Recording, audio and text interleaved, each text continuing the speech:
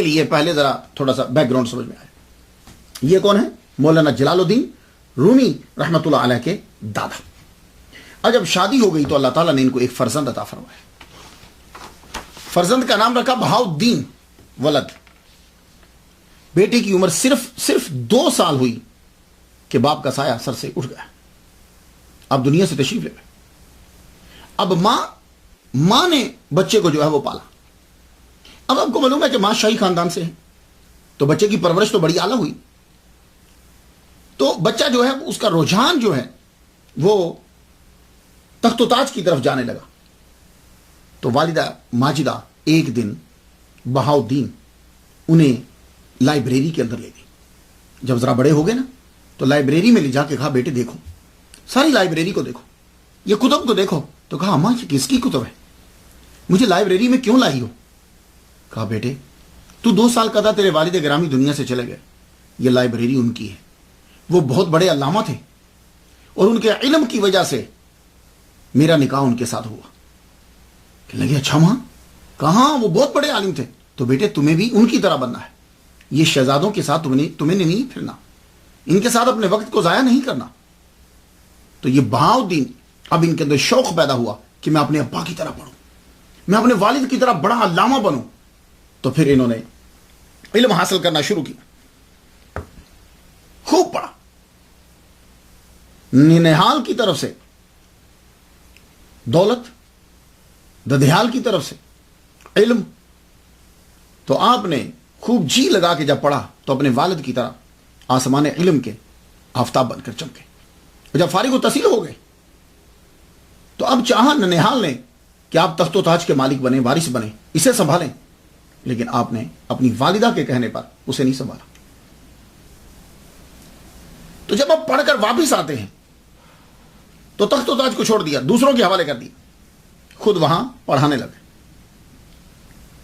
اب جب پڑھاتے ہیں تو آدمی اللہ تعالیٰ کی طرف سے خاص فضل ہوتا ہے تو آدمی مشہور ہوتا ہے, ورنہ علم سب کے پاس ہے. یہ بات یاد رکھیے, کوئی خاص چیز ہوتی ہے کہ اللہ تعالیٰ اس کو چڑھا دیتا ہے, کوئی سبب پیدا کر. یہ بہاؤالدین کون ہے؟ یہ مولانا روم کے والد گرامی ہیں. جب یہ پڑھ کر آئے تو اب ان کی شہرت کا سبب کیا بنا. اب کا معلوم ہے کہ جب آدمی کوئی مقام حاصل کر کے کہیں آتا ہے تو ارد گرد کے لوگ حاسدین, خاص طور پر جو اس کے فیلڈ کے اندر ہیں, وہ اس کو ڈی گریڈ کرنا چاہتے ہیں, گرانا چاہتے ہیں. اور یہی حال مولانا روم کے والد گرامی کے ساتھ بھی ہے. لیکن ہوا کیا کہ جتنے اس دور کے علامہ تھے اس علاقے کے, بیک وقت سب کو ایک ہی خواب نظر آیا. وہ خواب کیا تھا؟ محمد مصطفیٰ صلی اللہ علیہ وآلہ وسلم ایک حسین تخت پر, خوبصورت تخت پر جلوہ فرما ہے. اور یہ بہاؤالدین جو مولانا روم کے والد گرامی ہیں, یہ محمد مصطفیٰ صلی اللہ علیہ وآلہ وسلم کے دائیں طرف, اللہ اکبر جل شانہ, دائیں طرف. اور حضور صلی اللہ علیہ وسلم نے ان کو اپنے ساتھ بٹھایا. تو حضور نے فرمایا کہ آج سے بہاؤالدین سلطان العلماء کے لقب سے پکارا جائے گا. جب حضور صلی اللہ علیہ وسلم نے ان کو سلطان العلماء کہا, اور یہ خواب سارے جتنے بڑے بڑے جید علماء تھے سب نے بیک وقت دیکھا. صبح جب اٹھے تو سب کے سب جو ہے وہ آپ کے پاس آئے اور آ کے کہنے لگے ہم نے آپ کی بیعت کرنا ہے. کہا کیا ہوئی, کیا ہوا؟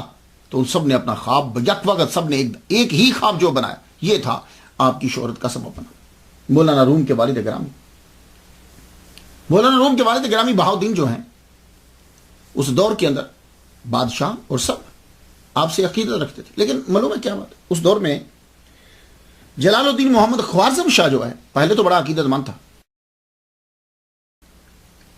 لیکن وہ فلسفے کی طرف چلا گیا, تصوف سے ہٹ گیا. اگر تصوف کے اندر رہتا تو پھر شاید بچ جاتا. مولانا روم کے والد گرامی تصوف کی تعلیم دیتے, اخلاق اور محبت, لوگ جو ہیں وہ ان کے گرد جمع ہوتے. لوگوں نے جلال الدین محمد خوارزم شاہ کے کان بھر دیے. کہا کہ دیکھو ایک تو یہ شاہی خاندان سے تعلق رکھتا ہے, اوپر سے عوام اس کے ساتھ ہے, تو تیری تو دال نہیں گلتی, تو ان کے سامنے کچھ بھی نہیں ہے. تو ایسا نہ ہو کہ کسی دن تیری سلطنت چھین لے. تو وہ بیچارہ پریشان رہتا, وہ ہر وقت پریشان رہتا. ہاں ایسا ہو سکتا ہے, ہاں ایسا ہو سکتا ہے. جیسے عباسی خاندان جو ہے وہ محمد مصطفیٰ صلی اللہ علیہ وسلم کی بیٹی فاطمہ کی آل اولاد سے ہر وقت پریشان رہے, حالانکہ ان بیچاروں کا دور, وہ کبھی سوچتے بھی نہیں تھے کہ ہم سلطنت کو لیں گے. لیکن عباسی جو ہے وہ خلافہ پریشان ہی رہتے تھے اور بلا وجہ تنگ کرتے رہتے تھے. یہی سچویشن مولانا روم کے والد گرامی کے ساتھ. لیکن وہ کچھ کر نہیں سکتا تھا. وجہ اس کی یہ ہے کہ آپ کا دبدبہ تھا. ایک دن تنگ آ کر خود ہی چلا گیا. مولانا روم کے والد گرامی کی خانقاہ کے اندر چلا گیا. جا کے کہنے لگا میں آپ کی بڑی عزت کرتا ہوں, بڑی عقیدت کرتا ہوں, ایک چیز مجھے ہر وقت تنگ کیے رکھتی ہے, کیوں نہ آج میں آپ کے سامنے کھل کر بیان کر دوں اور فیصلہ ہو جائے تاکہ میری ٹینشن بھی ختم ہو جائے. آپ نے فرمایا بولو. کہنے لگا دیکھیے میں ہر وقت پریشان رہتا ہوں آپ کی بڑھتی ہوئی مقبولیت سے, تو آپ سلطنت چاہتے ہیں تو میں آپ کو دے دیتا ہوں, ایک جگہ میں دو بادشاہ نہیں رہ سکتے.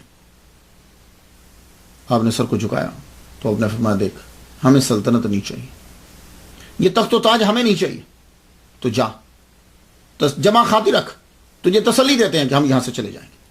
اب اس کو کچھ تسلی ہو گئی, تسلی ہوئی تو آپ نے سب سے یہ کہہ دیا کہ ہم یہاں سے روانہ ہونا چاہتے ہیں, کچھ کریں گے. تو مولانا روم تب بلخ میں پیدا ہو چکے تھے. آپ کی عمر 5 سال تھی اور آپ کے بھائی علاؤ الدین محمد کی عمر جو ہے وہ 7 سال تھی. ان کا نام مولانا روم کے بھائی کا نام بھی علاؤ الدین ہے, اور ان کے آگے جو اولاد پیدا ہوئی اس کا بھی ایک کا نام بہاؤدین اور ایک کا نام علاؤ الدین رکھا. تو ان کی عمر 7 سال تھی اور آپ اپنے خاندان کے 40 خاندان کے آدمی بھی اور مرید بھی 40 افراد پر مشتمل یہ قافلہ بلخ سے روانہ ہوا. آپ جانتے ہیں کہ کتابیں کتنی تھی, لائبریری کتنی بڑی تھی. ابا کی اپنی ساری کتابیں اور سامان بھی کچھ, وہ جب لادا گیا تو 300 اونٹوں کے اوپر صرف کتابیں لا دی گئی تھی. اللہ اکبر. وہ لوگ کتنی محبت کرتے تھے. ایسے نہیں مولانا روم بن گئے. آپ جن لوگوں کا نام آج 700 اور 800 سال کے بعد بھی سن رہے ہو, اس دور کے اندر وہ اتنے عظیم ہوتے تھے کہ آپ تصور بھی نہیں کر سکتے. ایسے ان کے نام زندہ نہیں ہیں. 300 اونٹوں کے اوپر صرف کتابیں جو ہیں وہ جا رہی. آپ وہاں سے روانہ ہو گئے. یہ قافلہ جدھر اس سے گزرتا, عوام اور خواص, علماء, الفضلاء, شرفاء, سب کے سب آ کر بچھ جاتے, فیض پاتے. آخر کار یہ قافلہ بغداد کے اندر داخل ہونے لگا, بغداد کے قریب پہنچا. اور یہ خوارزم شاہ اور بغداد کا خلیفہ آپس میں لگتی تھی ان کی. تو جب یہ بلخ سے جا رہے ہیں تو بغداد کے خلیفہ نے یہ سمجھا کہ شاید یہ اس کے جاسوس بن کر آ رہے ہیں. اس کو ذرا پریشانی لاحق ہوئی. آپ کو معلوم ہے کہ تب شہر کے دروازے ہوتے تھے, دروازے کے اوپر روک دیا. کس کو بھیجا آپ جانتے ہیں؟ شہاب الدین عمر سہروردی رحمۃ اللہ علیہ, جو سہروردی سلسلے کے بانی ہیں. وہ اکثر خلیفہ کے سفیر بن کر جایا کرتے تھے. ان سے جب مشورہ کیا گیا تو انہوں نے کہا یہ صرف بہاؤدین ہے, صرف بہاؤدین ہی آئے ہیں. کیا مطلب تھا کہ آپ جمع خاطر رکھیے, یہ نہ تو جاسوس بن کر آئے ہیں نہ آپ کی سلطنت کو تباہ کرنے کے لیے آئے. بغداد کا دروازہ کھولا گیا. شہاب الدین سہروردی رحمۃ اللہ علیہ خود استقبال کے لیے آگے بڑھے. مولانا روم کے ابا کا مقام سمجھیے, اس سے اندازہ لگا لیجئے کتنا بڑا مقام ہے کہ شہاب الدین عمر سہروردی رحمۃ اللہ علیہ خود آگے بڑھ رہے ہیں. زانوؤں کو بوسہ دیا, سواری سے نیچے اترے, زانوؤں کو بوسہ دیا, موزے خود اتارے. اللہ اکبر. یہ مولانا روم کے والد گرامی کا, میں ابھی خاندان کا بتا رہا ہوں آپ کو تاکہ ان کا مقام سمجھ میں آ جائے. اور 7 سال چلنے لگے تو فرمانے لگے کہ حضور آپ میرے گھر میں رکیے, میرے پاس آپ آئیے. آپ نے فرمایا نہیں, طالب علموں کے لیے مدرسہ جو ہے نا, مدرسہ, وہ بہتر ہوتا ہے. تو آپ نے مدرسہ مستنصریہ میں قیام کیا. اور ساتھ شہاب الدین عمر سہروردی رحمۃ اللہ علیہ ساتھ گئے. اور جب آپ وہاں بیٹھنے لگے تو آپ کے موزے خود انہوں نے اتارے. اللہ اکبر. خلیفہ نے 3000 دینار جو ہیں وہ آپ کے لیے نظر بھیجی.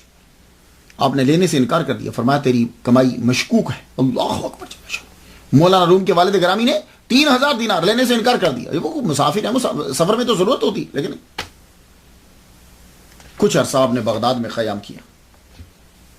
اور ایک دن خود ہی فرمانے لگے شہاب الدین رکنا تو یہاں تھا مگر یہ شہر آپ کے حوالے کیا, ہم روانہ ہوتے. جانتے ہو یہ کیوں؟ عبد القادر گیلانی رحمۃ اللہ علیہ اپنی زندگی کے اندر فرما گئے تھے بغداد ہم نے شہاب الدین تیرے حوالے کیا, تیرے حوالے کی. میں یہ اتنی مشہور یہ روایت نہیں ہے لیکن میں نے پڑھا ضرور ہے کہ معین الدین اجمیری رحمۃ اللہ علیہ نے بھی ایک مرتبہ کہا کہ مجھے بغداد کی سلطنت دے دی جائے. آپ نے فرمایا کوئی اور مانگ لو بغداد ہم شہاب الدین کو دے چکے ہیں. تو جب عبد القادر گیلانی رحمۃ اللہ علیہ شہاب الدین عمر سہروردی رحمۃ اللہ علیہ کو بغداد دے چکے ہیں تو مولانا روم کے ابا کیسے رک سکتے تھے وہاں؟ نہیں. تو انہوں نے بھی وہی جملہ کہا جو عبد القادر گیلانی رحمۃ اللہ علیہ نے کہا ہے الغوث الاعظم نے. آپ نے فرمایا کہ ہم نے بغداد جو ہے یہاں رکنا چاہتے تھے لیکن ہم نے یہ شہر تیرے حوالے کیا. اللہ اکبر جل شان.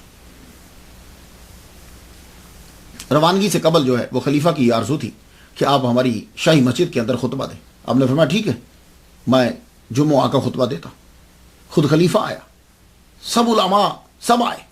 آپ نے جب تقریر فرمائی, اللہ اکبر جل شانہ, مولانا روم کے والد گرامی نے جب بغداد کی شاہی مسجد کے اندر تقریر فرما رہے ہیں, خود خلیفہ رو رہا ہے, لوگ رو رہے ہیں, آہوزاری اور راہبوں کا ہر طرف سے شور برپا ہے.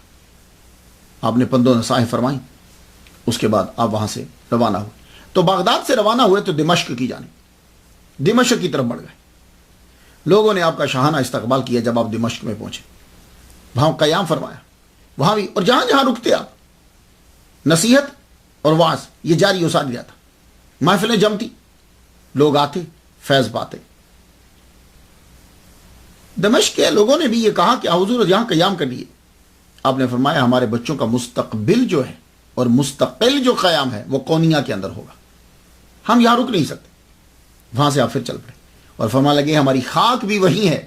اللہ اکبر جل شان. یعنی دمشق والے لوگ رستے میں بچھ رہے ہیں لیکن آپ فرما رہے ہیں کہ ہماری خاک کونیا میں ہے, ہماری بھی اور ہمارے بچوں کا مستقبل اور مستقل وہی ہے. وہاں سے آپ روانہ ہوئے. رستے میں ارزنجان میں رکے تو ارزنجان کے لوگوں نے یہ آرزو کی کہ حضور آپ رک جائیے. فرمانے لگے رکیں گے تو نہیں, ہاں یہ کر سکتے ہیں کہ اپنے قیام کو طویل کر دیں. تو قیام طویل ایک شرط میں ہو سکتا ہے کہ تم لوگ مدرسہ بناؤ. اگر تم یہاں مدرسہ بناتے ہو تو ہم یہاں رکیں گے جب تک کہ وہ مدرسہ چل نہیں جاتا. جب وہ مدرسہ چل جائے گا تو ہم بھی چل پڑیں گے. تو ارزنجان والوں نے, وہاں کے وزیر نے یہ کہا کہ ہم ہی بھرتا ہوں, مدرسہ ہم بنائیں گے, آپ رکے. وہاں پڑھاتے رہے اور جب مدرسہ چل پڑا تو اساتذہ کے حوالے کر آپ وہاں سے چل پڑے. تو ایک بات عرض کرنا چاہوں گا کہ یہ جو مولانا روم بلخ میں پیدا ہو چکے ہیں, 5 سال کی عمر میں وہاں سے چل پڑے, تو آپ سمجھتے ہیں کہ سفر کے اندر ہیں جیسے گاڑی میں ہمارا بچہ ہوتا. نہیں, یہ رستے میں پڑھتے بھی جا رہے ہیں. ان کے سب سے بڑے استاد ان کے والد گرامی ہیں. پھر والد گرامی جس مدرسہ میں رکتے ہیں, جہاں پڑھاتے ہیں اور جہاں وہ خود رکتے ہیں, تعلیم آپ کی جاری و ساری ہے. ساتھ ساتھ تعلیم چل رہی ہے, تعلیم سٹاپ نہیں کر رہی, تعلیم رکی نہیں. تو جب ارزنجان سے اب روانہ ہوئے پھر آپ سیدھا کونیا میں پہنچے. کونیا میں سلطان علاء الدین کیقباد اس کی حکومت تھی. تو آپ گھوڑے سے, وہ خود آیا استقبال کے لیے. جب آپ کونیا کی حدود میں داخل ہوئے جو ترکی میں ہے, اب ترکی میں, گھوڑے سے نیچے اترا, استقبال کیا اور آپ کو خوش آمدید کہا اور آپ کے آنے کی خوشی کا اظہار کیا. آپ کے آنے پر اللہ اکبر جل شان, اور ان کے لیے اسپیشل ایک مکان بنایا گیا, وہاں آپ کو ٹھہرایا. اس مکان کے قریب ہی پھر مدرسہ بھی بن گیا.